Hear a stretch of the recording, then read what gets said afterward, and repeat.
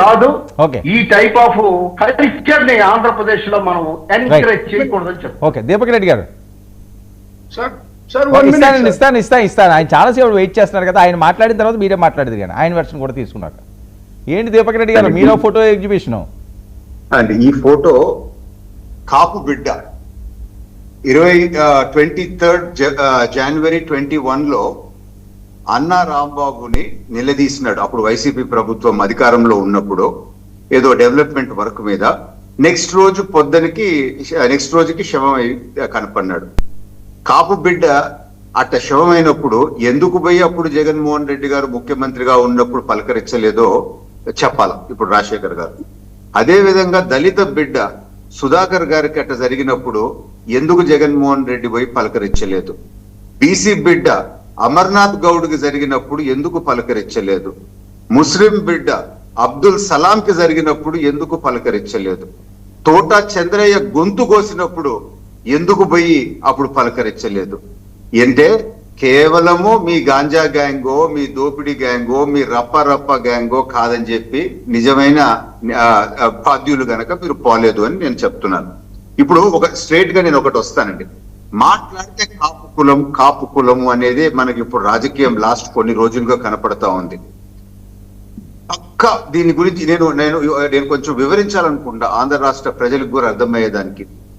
కూటమిని ఎట్టన్నా విడదీయాలా అని చెప్పి ప్రయత్నించినారు. ఇప్పుడు కూటమి విడదీయలేరు అని చెప్పి వాళ్ళకి అర్థమైన తర్వాత ప్లాన్ బిలోకి రావటం జరిగింది. కనీసం కాపు కులాన్నన్నా దూరం చేయాలా అనే ఒక పక్కా ప్రణాళికతో వీళ్ళు ముందుకు పోతున్నారు. కాపు కులానికి కమ్మ కులానికి మధ్యలో సోషల్ మీడియాలో పోస్టులు పెట్టి వాళ్ళు కొట్టుకునే విధంగా ప్రయత్నించింది వీళ్ళు. ఇప్పుడు కాపు కుల నాయకుల చేత మాట్లాడించి దూరం చేయాలని చెప్పి ప్రయత్నిస్తుంది వీళ్ళు. పవన్ కళ్యాణ్ గారిని టార్గెట్ చేసి కాపు లీడర్ల చేత కాపు కులానికి దూరం చేయాలా, చెడ్డగా కనపడాలా పవన్ కళ్యాణ్ గారు అని చెప్పి చేస్తున్నది వీళ్ళు. అసలు వైసీపీది జగన్మోహన్ రెడ్డి గారి మనస్తత్వం ఏంది అని అంటే, చావు అని ఇంటే చలో అని చెప్పి అంటాడు, శవము అని చెప్పి చెప్తే సై అని అంటారు. అది వీళ్ళ అసలైన మనస్తత్వం అని చెప్పి నేను తెలుపుకుంటున్నాను. నిన్న జగన్మోహన్ రెడ్డి గారి ప్రెస్ మీట్ లో మీరు అందరికి అబ్జర్వ్ చేస్తుంటే పక్కన అవినాష్ కి చెప్తున్నాడు, మధ్యలో నేను అడగతాను ఆయన పేరు చెప్పు నాకు అని చెప్పి. కనీసం పేరు కూడా తెలుసుకొని ప్రెస్ మీట్ ముందు అనే పరిస్థితుల్లో కూడా లేదు అని అంటే వాళ్ళ డిగ్రీ ఆఫ్ సీరియస్నెస్ ఏంది అని చెప్పి మనకు అర్థమవుతా ఉంది. కేవలము చావు శవము రాజకీయ లబ్ధి అని చెప్పి మనకు అర్థమవుతా ఉంది. ఇప్పుడు పోలీస్ టాపిక్ వస్తాం. పోలీస్ వాళ్ళని కూడా వీళ్ళు రకరకాల మాటలు అంటుంటారు. నేనేం వెనకేసుకొని రావటం లేదు, తప్పైతే తప్పే. కానీ ఇన్ కేసు నిజంగా పోలీస్ వాళ్ళు దీనికి బాధ్యులు అయ్యుంటే ఎందుకు ఇటువంటి పరిస్థితికి మన వ్యవస్థ వచ్చింది అని చెప్పి కూడా ఈ రోజు మనం ప్రశ్నించుకోవాల్సిన అవసరం ఉంది. ఎందుకంటే గత 5 సంవత్సరాలు వాళ్ళ అధికారంలో ఉన్నప్పుడు అనేక రకాలు ఇట్లాంటి పనులే వాళ్ళు పోలీసు వాళ్ళ చేత చేయించినారు. సో కొన్ని పాత అలవాట్లు అట్నే కంటిన్యూ అవుతున్నాయేమో మనకు తెలియదు. ఎందుకంటే ఇన్వెస్టిగేషన్ కంప్లీట్ అయిన తర్వాతనే మనకు తెలుస్తుంది అని చెప్పి నేను తెలుపుకుంటున్నాను. అంబటి రాంబాబు ఫోటోలు ఏదో చూపించినాడు, ఇది ఈ విధంగా కొట్టినారు, అవన్నీ గోర్లు లాగేస్తారు అని చెప్పి. ఆ ఫోటో సాయిది కాదు అని సాయి మేనమామే చెప్పటం జరిగింది. ఇంతకన్నా మీకు రుజువు ఏమి కావాలండి? క్లియర్ గా అది నవీన్ రెడ్డి మార్చరీలో నుంచి ఉండే దాని ఫోటో అని చెప్పి మనకి అర్థమవుతా ఉంది. సో సొంత మేనమామకు తెలిసింది కన్నా కూడా అంబటి రాంబాబుకు తెలుసుంటది అని అంటే దీని లోపల ఒకసారి ఆలోచించాలా అందరూ అని చెప్పి నేను కోరుతూ, అంబటి రాంబాబు ఏమంటాడు, 2 కానిస్టేబుల్ ముందు వెనకాల పెట్టుకొని మధ్యలో బాడీ తీసుకోపోయినారు, ఆడ పోయి కాల్చినారు అని అంటాడు. అంటే యాడ్ నుంచి చూసాడు అంబటి రాంబాబు? వాళ్ళిద్దరూ బాడీని ఎక్కించేటప్పుడు ఏమన్నా తొంగి చూసాడా? లేకపోతే ఆ గ్రేవ్ యార్డ్ లో ఆ కాల్చేటప్పుడు ఆయన ఏమన్నా పక్కన నుంచి చూసినాడా? ఇప్పుడు ఎట్లా తెలిసిందా ఇన్ఫర్మేషన్? ఇప్పుడు ఆయనకు బాధ్యత కదా, మాజీ మంత్రి కదా, బయటకు వచ్చి చెప్పాల్సిన బాధ్యత ఆయన మీద లేదా? సో కేవలం ఆరోపణలు చేసుకుంటూ ఇట్లాంటి వీధి నాటకాలు చేసుకుంటూ ముందుకు పోవటము ఎంతవరకు? ఏం చేసింది కూటమి ప్రభుత్వము? మా డిగ్రీ ఆఫ్ సీరియస్నెస్ చూడండి. గతంలో వైసీపీలో పాలనలో ఉన్నప్పుడు ఇటువంటి సీరియస్నెస్ ఉండిందా? తక్షణమే సస్పెండ్ చేశారు ఆ సిఐని.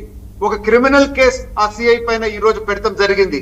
అదే విధంగా ఇన్వెస్టిగేషన్ చేయమని చెప్పి ఈ రోజు జరుగుతా ఉంది చాలా ఫాస్ట్ గా. తప్పు జరుగుంటే యాక్షన్ తీసుకుంటారు. సో ఎవరిని వెనకేసుకొని వచ్చే విధానం అనేది కూటమిలో ఉండదు. చిత్తశుద్ధి చూడండి ఎంత ఫాస్ట్ గా ముందుకు మూవ్ అవుతా ఉందో చూడండి. అదే ముఖ్యమంత్రి గారు ఆ తల్లిని పిలిచి వాళ్ళ కుటుంబాన్ని పిలిచి వాళ్ళకి భరోసా కలిగించినారు. నిన్న జగన్మోహన్ రెడ్డి కేవలం ప్రెస్ ముందు నాటకం ఆడి అక్కడ ఏమన్నా వాళ్ళకి భరోసా కలిగించారు. ఈ రోజు ముఖ్యమంత్రి గారు మాట్లాడిన తర్వాత అదే తల్లి అదే వాళ్ళ కుటుంబం ప్రెస్ ముందు ఏమంటున్నారు, చాలా సంతోషపడినారు. ఇటువంటి సీరియస్ గా మీరు యాక్షన్ తీసుకుంటున్నారు, మాకు నమ్మకం కుదిరింది, మాకు ఈ రాజకీయం వద్దు, మేము వాళ్ళ ట్రాప్ లో పడము అనే విధంగా మాట్లాడినారా లేదా? మాకు రాజకీయాలు వద్దు, మాకు న్యాయం కావాలని చెప్పి, సో రాజకీయ చేయొద్దు అని చెప్పి జగన్మోహన్ రెడ్డికి వైసీపీ పార్టీకి లాస్ట్ ఒక చెంపదెబ్బ కొట్టినట్టు అదే అని చెప్పి నేను ఈ రోజు తెలుపుకుంటున్నాను. ఇంకొక మాట చెప్పి నేను ముగిస్తాను వర్మ గారు. ఎందుకు కేవలము కాపు నాయకులు పేర్ని నాని అండ్ అంబటి చేత దీన్ని కాపు కులం అని చెప్పి రెచ్చగొడుతున్నారు? అదే కాపు కులంలో ఉండే బొత్స సత్యనారాయణ ఎందుకు మాట్లాడుతులేదు? ఎందుకంటే బొత్స సత్యనారాయణ ఇటువంటి చీప్ పాలిటిక్స్ చేయడు. ఆయన చేసే రాజకీయం వేరే చేస్తాడు, కానీ నేను ఈ విధంగా చేసి ఇట్లాంటి కుల రాజకీయాలు చేసి ఒకరినొకరి మధ్యలో ఈ విధంగా దూషించటము కరెక్ట్ కాదు అని చెప్పి ఆయన వైసీపీ వాళ్ళకి స్ట్రేట్ గా చెప్పినట్టు మాకు వచ్చిన సమాచారము. సో కేవలము ఇవి ఎవరు మాట్లాడతారో వాళ్ళ చేత మాట్లాడించి ఈ కులాల మధ్యలో డిఫరెన్స్ తేవాలని. నాకు ఇంకొక పాయింట్ రాజశేఖర్ గారు చెప్పగలుగుతారేమో నేను అడగాలనుకుంటున్నాను. ముద్రగడ్డ పద్మనాభం ఆయనని రెడ్డిగా మార్పిచ్చేసినారు.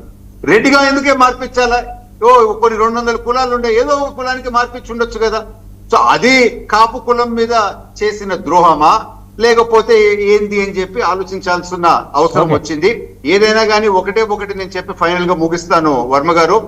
ఇది బయట నుంచి కొంచెం దూరం నుంచి చూస్తే, ఒక రాజకీయ నాలెడ్జ్ ఉండి ఒక ఆబ్జెక్టివ్ గా ఎవరన్నా చూస్తే ఖచ్చితంగా ఈ రాజకీయ చదరంగము ఈ రాజకీయ ఆటలు ఏ విధంగా వైసీపీ వాళ్ళు ఆడుతున్నారు, ఎందుకంటే వాళ్ళ ఉనికిని కాపాడుకునేదానికి ఎట్టన్నా సరే ఈ కుల రాజకీయాలు తీసుకొని వచ్చి వాళ్ళు బెనిఫిట్ పొందాలని చెప్పి రకరకాల యాంగిల్లో చనిపోయిన వాడు చనిపోయినాడు అని చెప్పి మాట్లాడొచ్చు, మాట్లాడితే కాపు.